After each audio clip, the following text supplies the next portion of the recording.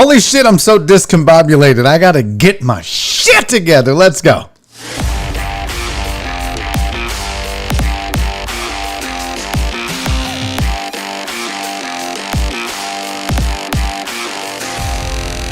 Live from the BiffNet Studios World Headquarters in Spring, Texas, it's Barry on Deck, hosted by former ESPN Houston radio host and stand-up comedian Barry Laminack, starring Oliver the Cat. Written by Barry Laminack, produced by Barry Laminack, directed by, you guessed it, Barry Laminack. Featuring sports, entertainment, special guests, film sessions, and some drinking. Okay, a lot of drinking. Viewer discretion is advised. And now, here's your host, Barry Laminack. What's up, you damn dirty deckheads? Welcome to Barry on Deck. I am your host, Barry Laminack. Thank you guys for being here. Today is Wednesday, November 17th, 2021, and this is episode number 369. I like. Welcome to the show. As always, Barry on Deck brought to you by the AP Law Group. If you've been injured in an accident, if you have had a loved one suffer a wrongful death, maybe, at the hands and the negligence of somebody else, do yourself a solid. Call the AP Law Group. Gilbert and Arsha take care of you. They're great. They've helped the deckheads out before, and they'll help you out as well. 713-913-GO-AP or log on to aplawgroup.com. Sorry, I drank a little Diet Coke before the show started. Hey, welcome to the program, ladies and gentlemen. Thank you for being here. I apologize for my lateness. Just typical Barry. You know, when you get a beard this great, my barber made fun of me today. He made fun of my beard. And I told him, Jay, first of all, it's itchy. Second of all, you got to roast. If you're going to do it, you got to pay $5. So there you go. We are in for a hell of a show today. I got to change the background, by the way. So I got my sports right up there. The one and only, the incomparable, the amazingly talented, what was I supposed to say? What was I supposed to say? The Will Smith of stand-up and burlesque? Is that what I'm saying? Is that what I'm saying? The Will Smith of stand-up and burlesque. Yes, the Will Smith of burlesque and comedy. Kiki Maroon's in the house today. Yeah, let's go. My girl, man, I hadn't had her on in a hot minute. Excited about it. Good to have her back. Oh, look, I got to change now. We are on air, folks. I need you to take this shit serious, people. We got a lot to get to. A lot of fun to discuss. We've got fantasy updates. It's a Whisker Wednesday. Got a great break video for you. Thanks to Penguin Katie and Special Pals. Got some headlines for you. Really kind of a hodgepodge of grab ass, but I feel like I'm in the mood for a fun show. I'm in the mood for a good time, fun time. Also, I'm exhausted because I'm supposed to look into this camera right here and say, man, I was up all night working. I'd gotten up early this morning. Started working. Guys, I'm exhausted. I've been working No. That's not what happened. Last night, after Sports Riot went off the air at about 9:05, Johnny had to bail. Shock and I had a quick post-show meeting. And then I did a little bit of work and then realized that I hadn't tried to log into Call of Duty in a while to see if my account had been fixed. And then I logged in and it worked. And I played Call of Duty until 4 a.m.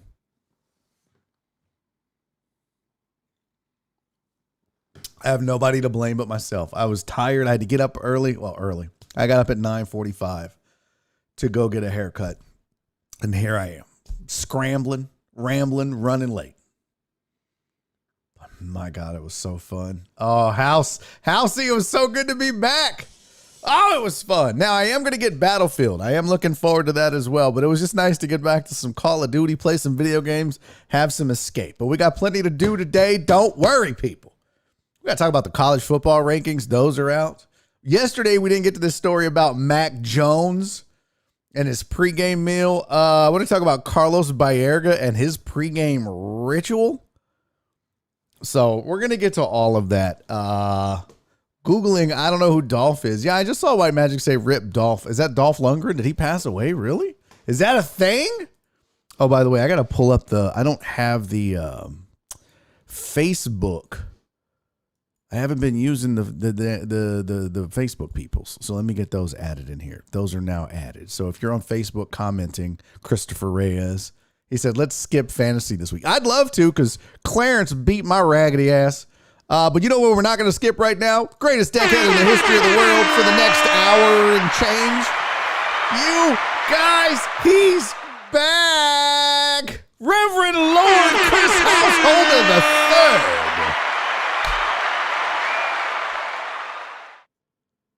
Back at it. On top. I just saw his chat. I was like, wait a minute, what? Yes, Reverend Householder is back on top. The greatest decade. The number one. First in the chat, first super chat, first like. He was on a run and he is back. Also, he was like white girl wasted last night streaming. I logged in and I was like, oh my God. He's drunk as shit right now. What is he doing? And the end of his stream was just like this. He wasn't even looking at the camera house. He was just like, people were chatting to him. He was just, and then he like leaned forward and it froze. It was just like, and that was the end of the chat. He was so white girl wasted. It was great. So go check it out. Good to see your streams are holding up and doing well, Housey. Looking forward to getting back into Warzone. Love to play with you and Katie and some of the others again. Get White Magic in there. Get the gang back together. All of you. Let's get back to it. And then I'm looking forward to playing Battlefield with Josh and with Kyle King. So that's going to be fun. Maybe we can get Kiki in the mix. We'll talk to her about that in Battlefield. Sounds entertaining. Yeah, it was entertaining if you like staring at drunk people. So let's talk about this Dolph thing. What is this? So it's not Dolph Lundgren. It was young Dolph. Young Dolph. I don't know who that is. I'm just so behind the times.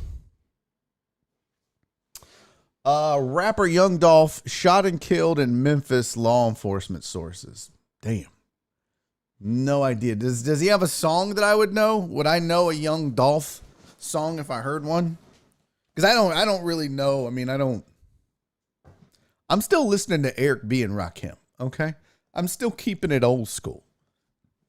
I mean, I try to listen to some of the new stuff, but I can't do it. So talk amongst yourselves. I don't know who Young Dolph is, but rest in peace to Young Dolph. We got a lot to get to, so let's get to the sports headlines for today. Courtesy of nobody. I need to get that sponsored. 2 Chargers defenders have been placed on the COVID list. Jets starting Joe Flacco over White Mike.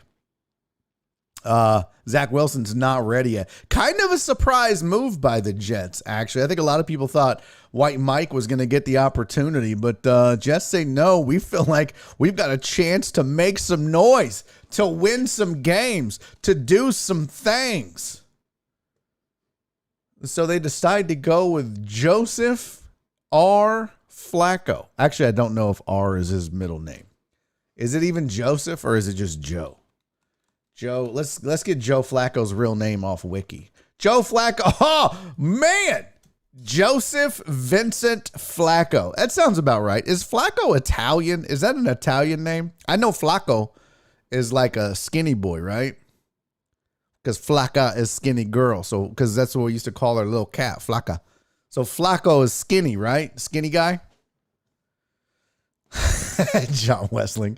It's E for elite. Shut up. Hey, can I just do this? What's up, Ray? I didn't even get to the chat. I got to get to the chat. Let me get to the chat. Then I get to get to my news about John Westling. Then we're going to get back to the headlines. I'm all discombobulated, like I said. House was first in the chat. Uriel Villanueva was second, and we never forget that. Wallace and Fidel and Walt was here early along with Eric Resendez. I'm loving that. Chris Reyes hanging out here and on the Facebook, keeping that one view alive.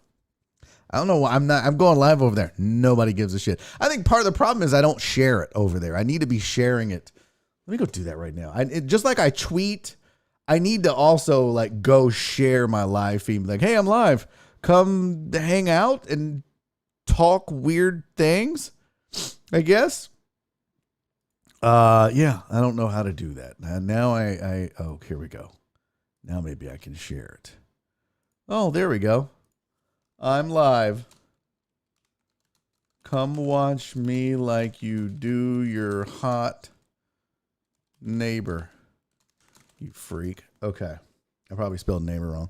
Who else is here? AJB's in the building. Justin Swinford. What's groovy, dog? Robert likes beer. The king is here. I mentioned House, and I got Wallace already, and CC, and me. Jen, the ladies are in early. What's up, Joe Pro? Alex Villanueva. Total Dallas. Who else? D Mata, what's up, dude? Alan Denson, you son of a gun. How are you, buddy? Good to see you. He said, hello, chat. Lil Uzi is here. We never get any weather updates from him anymore, but that's okay.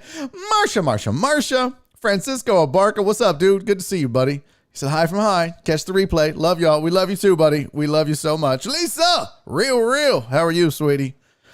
John Dory and KD with some late night Warzone advice for me. Jared Taylor, Heartthrob, Philip Bernard in the building. The Nerd Dog. Robert Carbajal, what's up, man? Good to see you, buddy. Thanks for being here. Fidel, what's up, my mini friend? That probably wasn't okay. Perry, how are you, my friend? Keith Sager and Frank and Stephen Luther, dude. Good to see you, man. Who else? TD, we got already. Rev, Stream Elements is here. BZH 420. White Magic, we got. I think that's it. Mark G, what's up, homie? Facebook is the devil. Facebook is not the devil. Facebook might be the key to growth around here, player. Scott, what's up, dude? I won't give away your 6. Your 20 or whatever. John Westling, Sean R, Ray Lucio, Shelby, what's up, girl? Okay, gang's all here. Amos is in the building. Gray Lane, thank you. Okay, I'd like to first of all say, very excited to welcome John Westling to the Baryon Sports Writing Crew. As you guys know, I do the Houston Sports Show every Saturday, 10 p.m. on CW39. Have a gang of writers that have been helping me write jokes for that segment every week, and I reached out to Johnny Boy and I said, hey, you're funny, you know sports. Would love to have you help me write some jokes for this. He's on board every single week now to help write some jokes and punch up the script and make it funny and fill in for me when I'm not there. So it's dope, man. Mr. Weston, you're the best. Thank you, buddy, for everything. What's up, Tracy? Good to see you. And let's see. What was the other thing I had to announce? I don't remember now. Oh, we got to get to these headlines. Let's do that. I forget what I was going to say. Wasn't I doing something with Joe Flacco? I don't remember now. It's whatever. Let's get back to the headlines. Staples Center is going to get a new name. It's no longer going to be the Staples Center. Eric over there on Facebook. What's up, player? Yeah, Westling and the gang. That's right. The Staples Center is Centers. Come on, fam. Say it right. The Staples Center is now going to be known as Crypto.com Center. They paid $700 million for the 20-year naming rights to the arena for the Lakers and for the Clippers. That's an awful lot of money just to put your name on something. That's a lot. $700 million. Kevin Cash won the AL Manager of the Year for the Rays. Gabe Kapler, Manager of the Giants, won NL Manager of the Year. Hey, you remember that time we all made fun of Gabe Kapler because he didn't know the rules and didn't have a relief pitcher warmed up and ready to go? Good times. He's come a long way, hasn't he? I'll be damned. Damn, 5 of us now. On Facebook, we're killing the game over there. Killing the game. And Michael Balco says Carlos Correa to Detroit is a done deal, folks. Listen, I'm just going to be honest with you. Anywhere but the Yankees at this point. I don't even give a shit if he goes to the Dodgers, to be honest with you. I really wouldn't even care. I wouldn't be upset if Carlos Correa went to the Dodgers. For me, right now, it's anywhere but the Yankees. That's it. That's all I care about. I don't care. Anywhere but the Yankees. And I'm kind of getting that way with Verlander. They're talking about now Verlander is basically going to end up in the AL East. He's either going to be a Red Sox, Yankee, or Blue Jay. I don't care if he's a Red Sox. I don't care if he's a Blue Jay. I'm just team fuck the Yankees 100 million, billion, trillion %.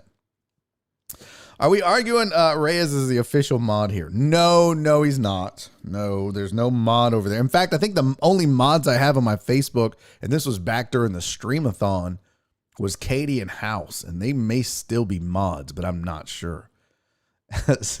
Scott said anywhere but the Rangers. I feel that.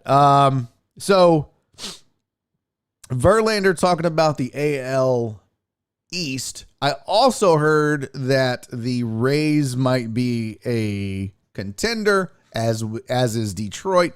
Someone else said he is not interested in going to the West Coast or the Angels, so they were not in the running to land Justin Verlander. At this point, I don't care if the rest of the free agents go to the Yankees. I don't want to see Verlander and Correa. They can go anywhere else. I don't care if they're not Astros. I just don't want them to be Yankees. Am I the only one that feels that way? Maybe. All right, I'll go fuck myself. The one guy that said no was Marcus Stroman. He squashed that pretty quick. People were out here spreading rumors. Yeah, like what's that? What was that? Stop. Spread. Who sang that? Was it Timex Social Club? Timex Social Club. Was it? Didn't they sing the song Rumors? Yes! Nailed it! Nailed it! What's up, memesters? But yeah, Marcus Stroman out here saying, no, famo. Isaac. Let me show you the tweet. By the way, I fixed the ability to show you guys, to share my desktop with you. I got back on my horse, as they say. Zoom out. All right, that didn't work at all. Got back on my horse. Here we go. So this was the original tweet. So Isaac tweeted out, "Yo, Stro," and had him in a Yankees uni, right? Had him looking like a Yankster. Here, I'll zoom in on the pictures there. He did that one, and then he made that one. I don't know why guys do this, but okay. And this was Marcus Stroman's response.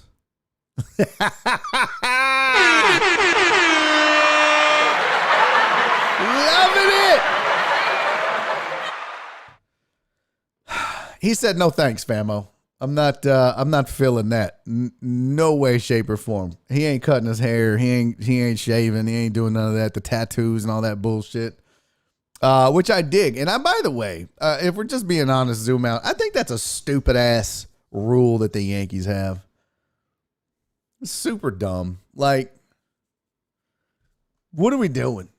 It's 2021, Yankees. This isn't the 1820s. This isn't the 1920s. It's 2021. Stop with your stupid rules about hair and tattoos and all that shit. And I can't believe these ball players. That's who you know who the greedy bastards are. Garrett Cole, greedy bastard. Greedy bastard. Willing to shave off the amazing beard. And I know amazing beards.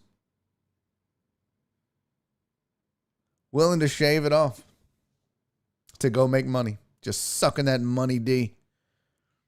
Marcus Stroman said, "No, fam, I'm not cutting my hair. Not pitching for the Yankees." So we'll see where he lands. Just happy it probably isn't going to be Yankee Town. So that's good news over there. Hey, if you're watching on the Facebooks, I think there's 7 of you out there now. Appreciate you. Much love to you. Yeah, looks like we got a couple of people over there. Okay. This our quest, our drive to 1,000 begins with a single step, with a single view. It is a very antiquated rule. I wonder, House, I wonder if they'll ever change that rule. Well, not really, because baseball is trash. Oh, shut up, Sean! I would shave my body hairless for that kind of money. Here's the thing, though, Mark. Here's the thing. Eli, what's up, homie? Good to see you, man. Thanks for stopping by. Here's the thing, Mark G. You wouldn't have to shave your body hairless, because if you're worth that amount of money, it's not just the Yankees that are going to give it to you. You can go to any other team that doesn't have those dumbass rules about shaving your hair and keep your hair and still make that kind of money. And so let's say that the Yankees want to throw $300 million at you, and no other team is willing to do that, but they're willing to throw $280 or $290. Now, I understand $10 million is a lot of money. Don't get me wrong. $10,000 is a lot of money to me. $10 is a lot of money to me. Okay? They wanted to bet when we were playing golf. I was like, they wanted to do, this one guy wanted to do $5 skins. I was like, what am I, made of money? I don't think so, pal. So no, you know, I get it. If you gave up 10 million or 20 million to not go to the Yankees and end up in Toronto or wherever else, fine. But sometimes your morality, your belief system is worth more than that stupid ass 10 million. I can't believe I just said stupid ass 10 million. My first job in college like that, and I couldn't wait to leave, and I was only offered $32K. See, why? Mm-mm. No, you're not. Mm-mm. No. Now, if you want to tell me, hey, you got to wear a suit. Like when I worked at Cisco Foods, they require, this was the stupidest rule in business I've ever heard in my life. This is the God's honest truth, though. At Cisco Foods, we were required, I worked in IT, but we were required to wear a sport coat or a jacket, a suit jacket. Not all day, not in meetings, not when you're not at your cube. You were required to wear a suit jacket to and from the building. When you got to work, you had to get out of your car, put on your sport coat or suit jacket, walk to the building, and as soon as you got in the building, you could take it off. And you didn't have to put it back on until you left. And when you left, you had to put your jacket back on and walk back to your car in your jacket. It was the dumbest fucking rule I've ever heard in my whole life. And at the time, SYS, the food company, Cisco, SYSCO, not Cisco, the router networking people, the food company. No, it wasn't the same blue sport coat. You kiss my ass, okay? I have a lot of suits. I just got too fat for them, so my one sport coat works. You shut up, Uzi. Somebody, I'm gonna ban you for 5 minutes. So the other rule that they had is there was no smoking on premises. You were not allowed to smoke outside, and they didn't have a smoking area. They didn't have a commons for you to smoke in. You weren't allowed to smoke on the property. So we smokers, me and a few other guys, would randomly have to sneak out 2 or 3 times a day to our car. You couldn't sit in your car and smoke. You had to leave campus in order to smoke a cigarette, which, by the way, we still smoked. They just lost productivity. It was the dumbest fucking rule. So here I go. My funky ass would leave 5 times a day to go smoke a cigarette. So here I'd have to put on that stupid ass sport coat, walk out to my car, drive off the campus, go down the road somewhere and park in a parking lot, or there was a park down the road that I would go sit at and smoke a cigarette. And then drive back to campus, walk back into my cube, take off my sport. It was the dumbest shit, and I did that for years. And at the time, they also wouldn't let you work from home. They were like, oh, absolutely not. Work from home? Are you crazy? It was awful. It was the dumbest rules ever. But they didn't make you cut your hair or anything. But when Cisco had those meat giveaways, man, those were good times. That's the thing. We didn't even get a lot of food. Like, I didn't get a lot of free food and stuff from them. It wasn't great. So that was my stupid work rule. That was one of the dumbest work rules that I had to put up with on a semi-annual basis, or on a daily basis, I should say. Hey, if you haven't already, make sure if you're watching on YouTube, you subscribe to the channel. It's super easy and free. Just click on the little subscribe button, turn on the bell. They'll tell you when I go live. Give me a thumbs up on the video, please. We're at 34. We got 51 watching. If you wouldn't mind just clicking thumbs up. Unless you don't like it, then you can click thumbs down. That's fine too. CC said I contracted there for a few months. Man, we ate good. I never ate good at Cisco. I worked there every goddamn day as a full-time employee. Sounds like they were trying to help y'all stop smoking. No, it sounds like they were all up in my business, all up in my Kool-Aid, trying to get the flavor, Amos. Stay out of my business. They didn't help me stop smoking. Nora, crying, helped me stop smoking. I've told y'all that story. The only reason I quit smoking, I was watching a TV show on emphysema. This dude was smoked his whole life, and I started smoking when I was 13. Dude had emphysema, couldn't get up off the couch, couldn't move. As soon as he would like do this, he'd be winded and shit. And his wife was working 2 or 3 jobs and trying to take care of him as his full-time nurse, because he just literally laid there and couldn't do anything. And I looked over as we were watching this. I was like, that's so fucked up. I looked over and my wife had a tear coming down her face. And I thought, man, she sees that as her future. Like, she pictures this is what's going to happen to me if you don't stop smoking. And I was like, oof, damn. And I quit. Shortly after, I went to the doctor. He put me on Zyban. Never looked back. Never looked back. Donna, what's up, girl? Win big, Donna. I need you to win big so we can all be millionaires and live together. 20 on black, Donna. I was not gonna cry, John Westling. You shut your mouth. I've told that story enough where I can fight it back. I think I quit like in 2004. I think I ran a marathon a few years later. I was pretty proud of that. Marshall, I got pulled in one day because my shirt wasn't quite royal blue enough. Oh, Lord Jesus. That's crazy. Mark can't get drunk at work. I'm sorry, Mark. What's up, Clarence? Can I make a confession? So, this is what I was going to tell you guys. So we know about the Laminator 5000. I've actually shown you guys on this show my spreadsheet.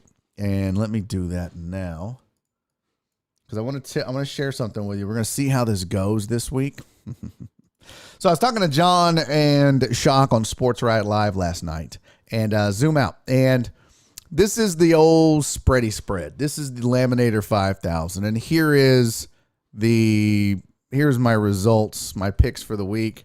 Or this is how it went. So this week I went 5-8-1 straight up, 6-8 on the over-unders, and 10-4 against the spread. So this week, zoom out. This week, what I decided was I am going to, after going 10-4, which was hold on, zoom out, 54%.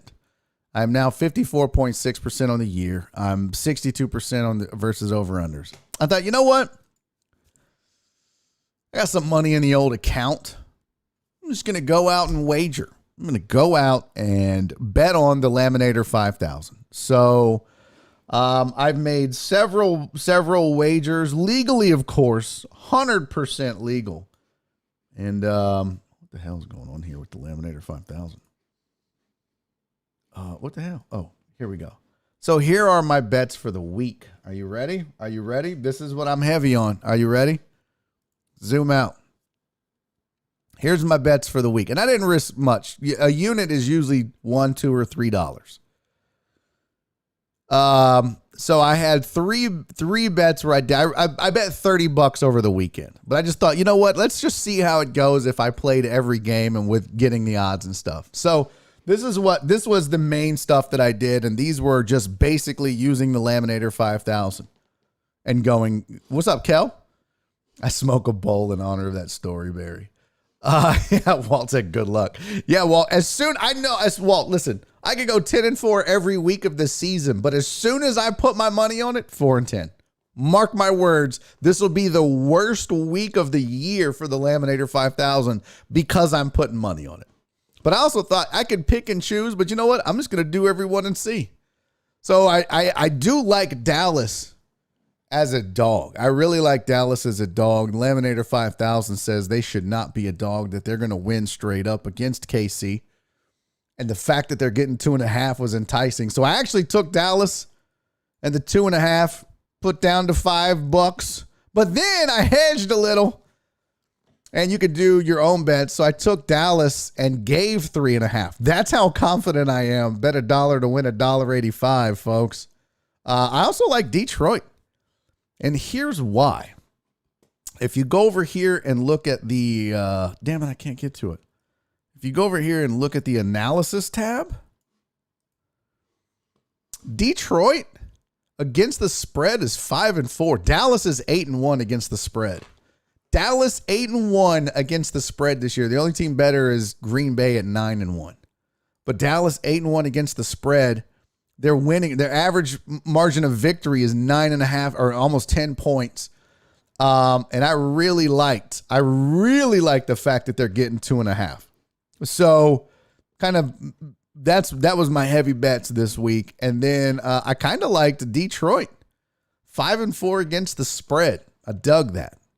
And you're getting, let's see, I took Detroit. Let's see, you're getting 10. So I kind of like that as well. Let me show you here. Hide that. And hide that. So what I did is I took what I think they'll score plus the spreads. So basically Detroit, with the points that they're getting, they should cover by 4 is what I'm thinking against Cleveland. And Cleveland's banged up. So I kind of dug it. So I took Detroit and the 10. I also liked Green Bay, Minnesota under. If you look back at the analysis, if you look at the link, hold on, let me get to the link here. This is a good site to use, by the way. Team rankings. Go to over under. Green Bay, 80% of the time they're under this year. 80% of the time Green Bay has been under. At the same time, Minnesota, where'd it go? 55% of the time. They're 4-5. Their over record is 4-5. So I liked also, and the fact that the spreadsheet said that they would be under. Spreadsheet says they're going to score a combined 44 points. The over-under was 49 when I got it, so I really like that under. So there you go. Putting my money where my mouth is, folks. We're trying out the Laminator 5000 for real money. And I told you all that to tell you this. I get on the little website there to place my bets. Man, and I've never looked at this. I would just, Jerry Bow, I would go to his, I paid for his services and I would get his information and I would go bet. And I would do it and we would live bet all day. And it was a lot of fun. And I highly recommend you join Jerry Bow's service. It's well worth the money. And he's a great dude. I'll look at Perry getting in on that 2.5. Jeff Bell, 8-1 against the spread. Wonder where the 1 came from. Facts. Big facts, Jeff Bell. But I started playing. I played a little craps last night. I played a little Pai Gow poker. Played a little 3-card poker. Before I started playing Warzone, I played for like an hour. I think I ended up winning like $7, just $1 at a time. Gotta tell you, a lot of fun. Also, gotta tell you, I could totally see where that would get addicting. Totally.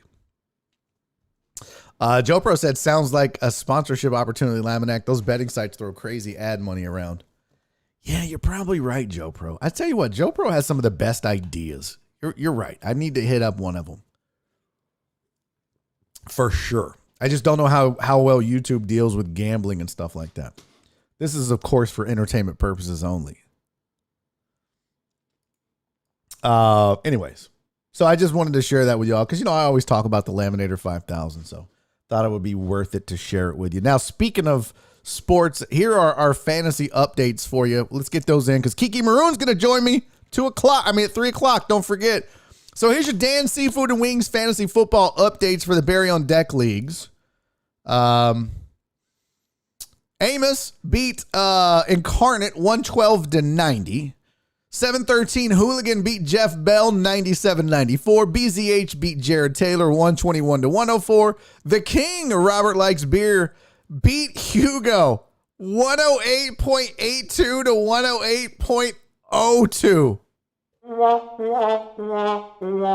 Hugo, your Titans may win, but your fantasy team sucks. Holy shit. That's hilarious. Oh my God, I'd be so mad if I lost by 0.8. Eric Resendez beat Brandon Gary 148-121. Over in the East, Brandon Gary's 8-2. Eric Resendez 7-3. BZH is 6-4. Titan Hugo 5-5. Jared Taylor 3-7 in the West. Incarnate is 7-3. Josh is 5-5. Amos 4-6. Jeff Bell 3-7. And the King, Robert Likes Beer, is 3-7. On a hot streak, huh? Kings on a win streak. Watch out, folks. All right, in the Big Firm Deck League, Leva Shock beat White Mike 107-93. Drew beat Matt Poche 152-119. Walt beat up on Driss. I don't know why he's got the J in there. I have no idea why Chris replaced the C with a J. Anyways, Walt beat House 114-91. D Mata, the rookie fantasy player D Mata, beat Fidel 112-99. Look at D Mata with 4 wins on the season. KD beat truck driver Pookie 116-84. Damn, bro. 84 points. That's all you could muster? You ain't beaten nobody with 84 points. Was that the low point of the week? Jeez. Drew 6-4, TDP 5-5 with Walt. KD and House are 4-6. At least House isn't total ass. Fidel 7-3, Matt Poche 6-4, Shock 5-5, White Mike 4-6, and D Mata also 4-6. All right, in league number 3, the Raggedy Bitches League. Keith Sager 124, Christopher Mina 65, B Mart 145, Mark G 123, Cisco 125, Christopher Reyes 120. Sylvia with another dub. Oh, Dandy Dan. Jesus, Dan, what is happening, bro? 55 points. For goodness sake, I think I could score 55 points in fantasy like me as a player. Michael Caravantes, Mikey C had a 124-92 victory over Lil Uzi. So in the East, Christopher Reyes and Cisco are 5-5. Steven Uzik and Christopher Mina and Keith Sager are all 4-6. So that's a tight little race right there. In the West, Sylvia is running away with it at 7-3. Dandy Dan and Mikey C are 6-4. B Mart 5-5 and Mark G 4-6. And finally, in the Best Decks League, Pink Valkyrie beat Uriel Villanueva 109-104. Clarence eked out a victory over me on Monday night, no less, 117-115. Black Sheep beat John Westling 138-110. Total Dallas beat PP Dubs 126-107. And CC, the Battle of the Females, the Estrogen Bowl. CC beat the Real 120-109. So TD Total Dallas is 7-3. Clarence is 6-4. My win streak comes to a halt. I'm now 5-5. Real is 4-6. And PP Dubs is 3-7. And in the West, Uriel Villanueva, John Westling, and CC are all a 6-4. And Pink Valkyrie is 5-5. And Black Sheep is 2-8. So, by the way, all of this brought to you by Dan's Seafood and Wings. They are sponsoring us with a $100 gift card and $100 cash to each league winner, over $800 in cash and prizes for our fantasy leagues this year. So thank you so much to Dan's Seafood and Wings. And by the way, I got to plug them now. I got to brag for a second. My guy, my ace, my barber, J-Ro, finally went to Dan's. He texted me the other day. He said, I'm at Dan's. What should I get? I was like, oh, damn, how much time and money and how hungry are you? Because I got you covered, fam. And I told him what to get. It ended up that he was with his son and his son wanted wings. So hence Dan's Seafood and wings. J-Ro got the wings. He said, man, those wings were legit. He's like, me and my son split them. My son got full, but he's like, man, my wing place that I used to go to all the time closed down. He said, I'm pretty sure Dan's might be my new go-to wing place. I'm not making that up. You can validate that. You can hit up J-Ro on social media and ask him if that was his testimony. That was 100% what he told me as I sat in the barber's chair today. So if you love seafood, if you love wings, hell, ask Cisco if you love lo mein. You're going to love Dan's Seafood and Wings. Check them out online, eatatdans.com. That is the website. The IG is at eatatdans. Whatever you do, folks, make sure you put some Dan's in your mouth. All right. Now, close that out. Got that done. The headlines are done. The greatest is done. It is a Whisker Wednesday. Now, I need to tell you folks, you fine folks, you wonderful folks, about the wonderful animals that I have for you to adopt from Special Pals, all courtesy of Penguin Katie putting this together for us each and every week. So maybe you're looking for a new dog for the family. Maybe, for the holidays, you want to get the kids a dog or a cat. I'm telling you right now, go check out Special Pals. They're open Wednesday through Sunday, 12 to 4 p.m. Specialpals.org is the website. All the information is out there, and you should know I'm going to introduce you to Bam and Loves, our featured animals for the day. But all of the animals that you adopt from Special Pals come fully vaccinated, microchipped, spayed, neutered, up to date on their flea and heartworm preventions, and the adoption fees range from $80 to $250. But whatever you do, they're going to be taken care of, so you can bet on that. And your first and featured animal for the day, or the week, I should say, is Bam. Bam! Pow, zap, bam! It's Super Bam. Bam and his brother Bruiser were left in a kennel overnight outside the Special Pals gate. This 1-year-old freckle-faced mutt is a big, cuddly teddy bear who just wants to play fetch and snuggle. Look at that face. Look at that. Bam doesn't know what he wants to be and doesn't care. He just wants to be happy and have some fun. So that is Bam. You can check out Bam at Special Pals. Specialpals.org is the website. Make sure you check them out. You can go visit Bam anytime between 12 and 4 p.m. Wednesday through Sunday. Make sure you do that. Also, look at this little cutie patootie. This is Loves. Loves is a 7-month-old tuxedo girl who was left taped inside of a Loves diaper box outside the Special Pals gate. Just a horrible way to do that. Like, what? I hate people.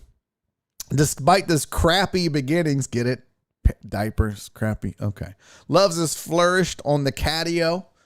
She's a very affectionate cat, and now she's ready for a fresh start in a home. Check out Loves. Check out Bam, and you can do all of that at specialpals.org. So we appreciate you guys. I'm really proud of our track record of adopting animals through Special Pals and this show. I really am. We do a lot of good. We do a lot of good for the community and giving back. We've done food bank stuff and veterans causes and raising money for police organizations that aren't even in the state of Texas. And we've also stepped up and helped our furry four-legged friends in this city. And I'm so proud to be a part of the Deckhead community. So keep killing it, guys. Keep absolutely killing it. All right, coming up in a couple of minutes, Kiki Maroon's going to join me for hour number 2. And we're going to talk anything and everything. And it will probably be adult oriented. And maybe it'll be a good time to discuss this Carlos Baerga thing. Maybe, maybe not. I don't know if Kiki was actually going to be into that or not. But before we bounce, I did have one more piece of sports I wanted to get to. I wanted to bring to your attention the fact, zoom out, that the college football rankings dropped last night. Oh, no shit. Yeah, Memories posted on my Facebook recently where we went out and cleared the fences at Special Pals. We sure did. That's when I got poison ivy, hence this scar. See that, Katie? I did that for you. I did that for you. I got scars all over my ass. Well, not my ass, but. Oh, yeah, we got to do the Reese's Pie thing too, Rob. We may have to do that tomorrow. So here's your college football rankings. This is the CFP, the college football playoff rankings, I should say. No change in the top four. Georgia still on top. Bama second. Oregon third. Ohio State 4. Cincinnati 5. Michigan 6. Michigan State 7. No changes there. Notre Dame moves up 1 to 8. Oklahoma State moved up. Wake Forest moved up a couple. Baylor moved up. Ole Miss moved up. All because Oklahoma shit the bed and Ags shit the bed. Ole Miss and A&M almost flip-flop. Whiskey moved up a little bit as well. BYU stayed pat. So there's your college football rankings. One surprise, and congrats to them. Whose house? Coog's house. Look at U of H cracking the top 25. Look at Chris Reyes getting excited about UTSA. What? No way that lasts, right, famo? UTSA 10-0. The Roadrunners 10-0, getting ready to play UAB and North Texas to finish out their season. Good for them. Look at all those difficult wins they have on their schedule. Rice and UNLV.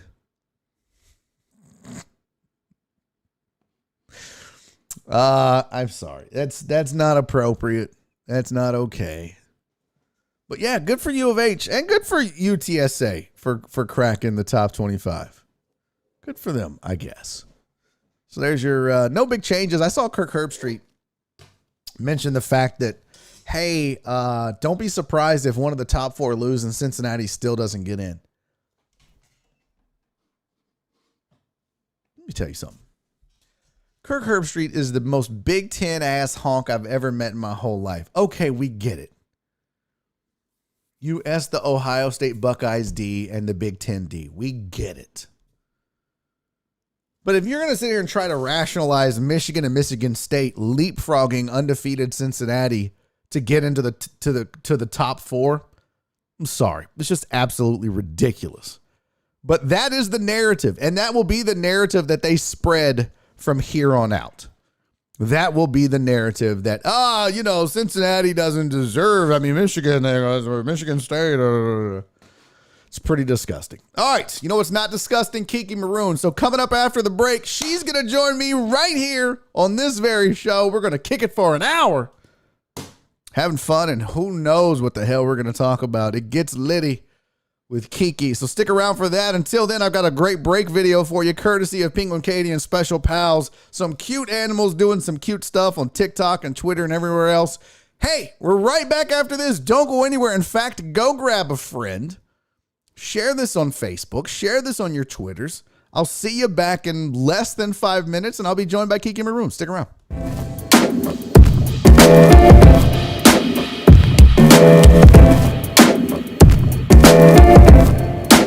Excuse me, sir. Excuse me. I have some very important news for you. You might want to sit down for this. You're adorable. What you doing out here with all this ass? Double cheeked up on a Thursday afternoon, hella ass. What's this say? That's right. Bedroom what?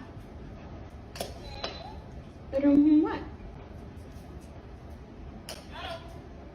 Bedroom cuddle? You wanna go cuddle? Charlie, you have the best smiles out there. Is there anything you'd like to tell the people? Great, thanks. Deja, you're such a beautiful shepherd. Is there anything you'd like to tell the people today? Great, thanks. Winnie, can you tell the people where you got all your energy? Great, thanks. Ellie, what are your thoughts on being at the vet today?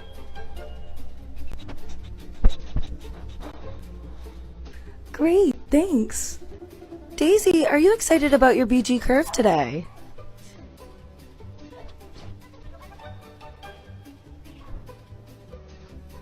Great, thanks. Bark at your dog. Roof!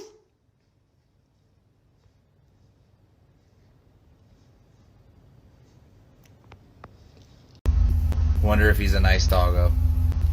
I don't know. My door's open though, so I guess we're about to find out, aren't we?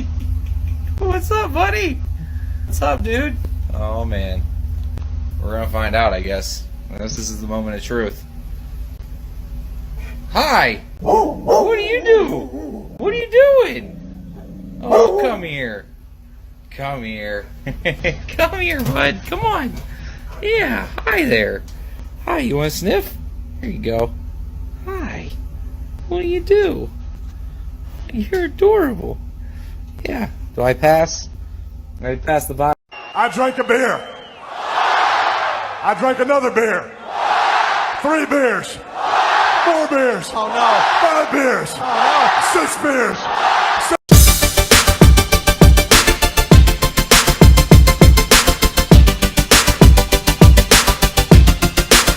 Hey, welcome back to hour number 2 of Barry on Deck. I'm your host, Barry Laminack. Thank you guys for sticking around through the break. Those of you that did, those of you that didn't can go fuck yourselves. Why would you leave? Why would you do that?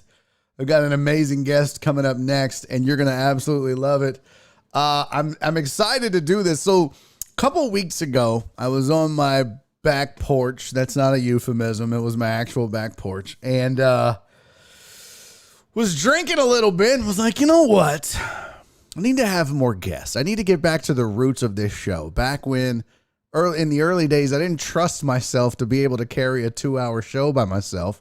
So I relied on the smart and talented people around me and in my circle of trust to join me on my show and help me navigate the final hour.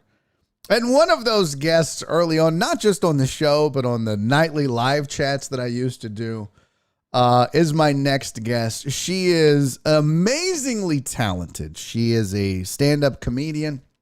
She is a streamer. She is a burlesque dancer. She is a stripping clown. She is the Will Smith of comedy and burlesque. Ladies and gentlemen, joining me on the program right now, the one, the only Kiki Maroon. Kiki, sweetie, how are you? Hello. Can you hear me? I can hear you. Okay, just making sure. Yes, loud and clear. Okay, just making sure. I had some audio issues. Hi, yes. Apparently, I am the Will Smith of burlesque comedy. That's How my did new that come tagline. about? House was like, Barry, when you bring Kiki on, you got to introduce her as the Will Smith. I was like, what does that even mean? I have no idea what that means. Oh my God! I thought that you saw the tweet. Oh my God! Oh hi, Jeff. No, it's I was watching Rev's stream last night, and when he was playing, he was so kind. I was chatting in his stream, and so he introduced me to his chat, and he was like, "Oh my God, Kiki's the best. She does this, she does that," and he's like, "You know, like old." I think he was talking about like old Hollywood stuff where they would like, you know, they would try acting and they were great at acting, and then they would try this and they were great at that. And he listed all these things. And he's like, "That's Kiki. Everything that she does, she's good at." That's factual. And the person he was playing with, it was very kind. The person that he was playing with said, "You're describing Will Smith." And without missing a beat, Rev said, yeah, that's Kiki. She's the Will Smith of burlesque and comedy. Is that going to I go was in the like, credits okay, now when people bring you on stage? Ladies and gentlemen, give it up for the Will Smith of comedy and burlesque. It's Kiki Maroon. I'll take it. You're like, no, I'm the Kiki Maroon of comedy and burlesque, damn it. That is true. But you are multi-talented. Where does that come from? Probably a constant fear of failure and rejection. Okay. Well, I mean, you've got to, you have, that's the drive. So what you're saying is the drive to not fail makes you great at what you do? Loved. I just want to be loved. I'm That's trying to so fill wrong. this empty hole inside of me. And if I do good things, people like me, Barry. I forgot to mention, by the way, you're also a scientist. Yep. Tell the people what happened yesterday. I thought that was hilarious when you tweeted it. Dude, bad idea. Bad idea. Tell them what happened. Tell them what happened for those who don't know. So I was streaming And I knew that, so the maintenance man was going to come because my oven is broken and I cook like once a month, so I need it for that day. And so the maintenance man was scheduled to come in when I was streaming. And I was like, okay, I'm not going to not stream because I've been really bad about being consistent lately. I'm going to do it. I'll deal with it. So I told the chat before, I'm like, hey, he's going to probably come in like an hour. When he comes, I think it'd be so funny to pretend that I'm a scientist streaming and not a stripping clown. And so I pulled up a random article on Science Today or Science Daily or something. Oh my God. So last time he came here, he was here for like 5 minutes. Okay. He came in, he looked at it, he filled out a report, he left. He was here for over an hour. I had pulled up an article, and so when I went and answered the door, I'm like, oh, I'm so sorry. I'm in the middle of a live stream. You can go look at the oven, which is right next to me, by the way. Right next to me. So you're like, it's literally like, yeah. It's literally right here. So like, you can go look at that, but I'm going to be like busy at work. And he's like, oh, okay. I pull up the article and I'm like, so as we were saying, the hominids, as they evolved from the Neanderthals, are commonly misconstrued. I don't even know what these fucking words mean. I had to skip. I was going to say, did you even know what you were saying? No. And I had to skip like one word a sentence because I literally could not pronounce it. As I was reading, I was looking forward ahead and I'm like, I can't say that word. So there wasn't even like sentence structure, really. Was he catching on to this? Like, I don't think she knows all these words. I don't think he knew the words either.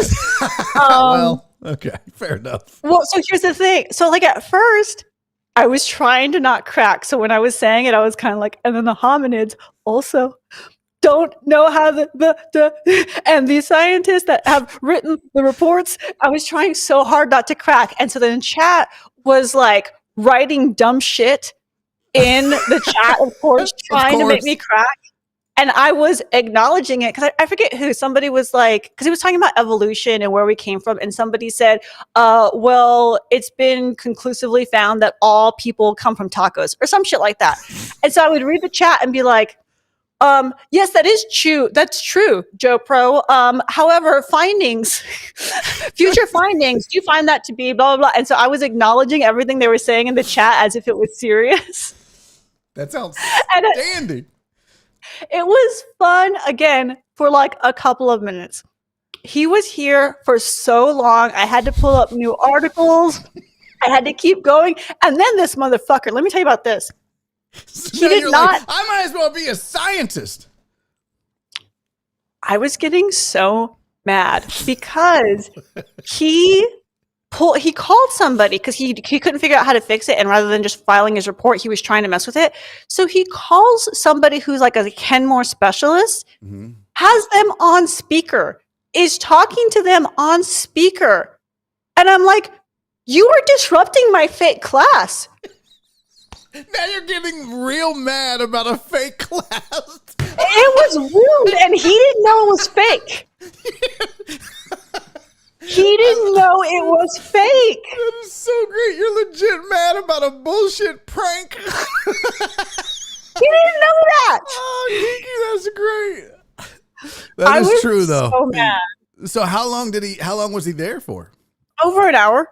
Oh my Over God. an hour. Oh yeah, and at one point he like went into because I was going, I'm so sorry, I'm sorry. And so like he could tell that I was like, fucking shut up.